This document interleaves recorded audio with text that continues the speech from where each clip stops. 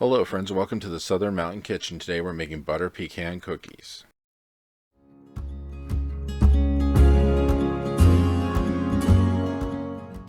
So we're going to start out with a baking pan which is lined with some parchment paper, which we are going to add some pecans to. You're going to need a cup and a half for this recipe, but we're only going to use about a cup and a quarter to put in the oven and toast them for the inside of the cookie. The rest you're going to reserve to put on top. So you're going to put these into an oven at 325 degrees for 8 to 10 minutes, and then when they come out we're going to cool them for a little bit and then cut them into smaller pieces. Then after that, we are going to take a cup of unsalted butter and brown it in a pan, which is going to take you at least about 5 to 8 minutes doing this on a high temperature. Then set it into a bowl, set it to the side and let it cool. Then we're coming back with another bowl, which we're putting 2 1/4 cups of all-purpose flour into, 2 tablespoons of cornstarch,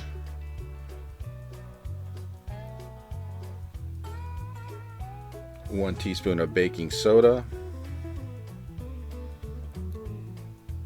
and 1 teaspoon of salt, which we're going to mix this up to make sure this incorporates completely through before we go on with anything else.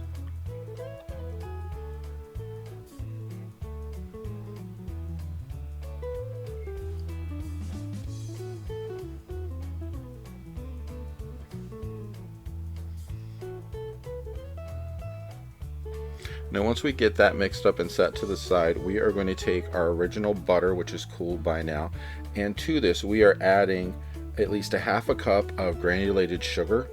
We're going to mix it through a bit so that way it mixes in.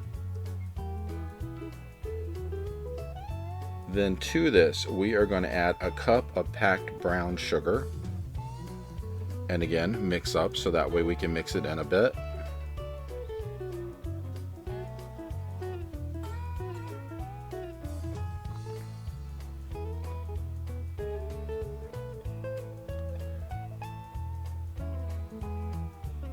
And after that is done, you're going to need 2 large eggs which have been sitting out at room temperature to add to this.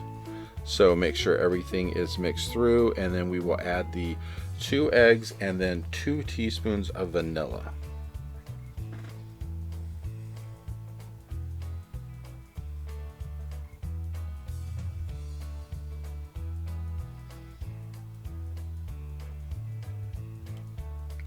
And when you put your eggs in, it might be a good idea to break the yolks before you start mixing them to make sure that they incorporate completely. As we've been going through this whole process, we're trying to make all the wet ingredients mix together thoroughly before we add anything else to it.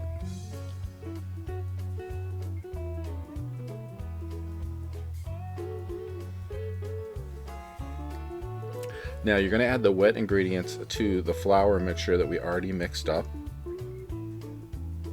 And you're going to want to get every bit of this in there, and we're going to actually stir this up completely to make sure that we get everything included.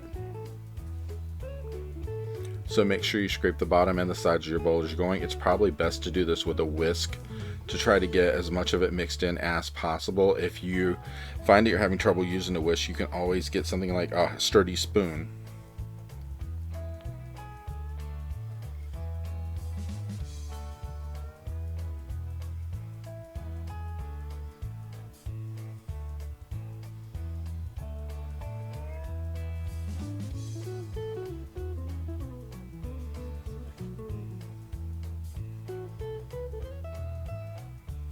As you're stirring this up, make sure you scrape the sides to get everything incorporated, and we don't want to see any of the flour by the time we're done. We want to see it mixed in.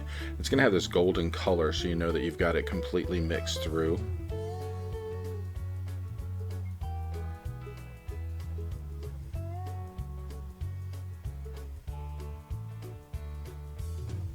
Now, once you have it completely mixed, we're going to bring those toasted pecans in and dump them into the top of the mix, and then fold them through until they're completely mixed.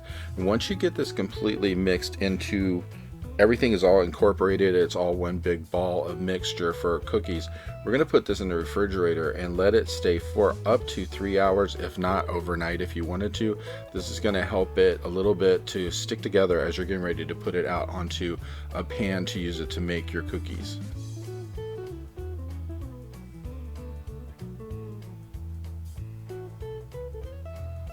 Alright, so after you've already chilled in the refrigerator, we're going to preheat your oven for 350 degrees because these are going to have to go in for 9 to 12 minutes.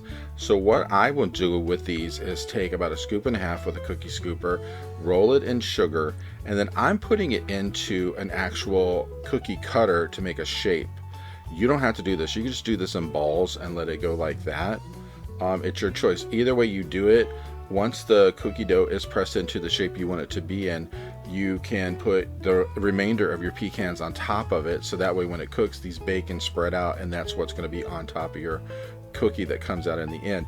You can make these any shape. I'm making this for Valentine's Day, but you could do this for any season, any type of meal you want to do, or a holiday or a party. It's up to you.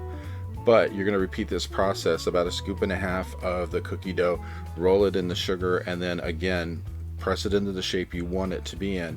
And like I said, this is going into an oven for 350 degrees for anywhere from 9 to 12 minutes until they're cooked completely through. Make sure you leave room between these. They will spread out a little bit when they're cooking, so I'd leave almost 1.5 inches, 2 inches between, just to make sure that when they cook, they don't cook into each other.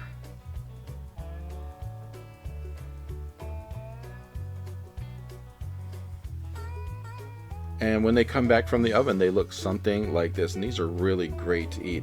I would suggest leaving them to cool for at least 10 minutes before you try to move them.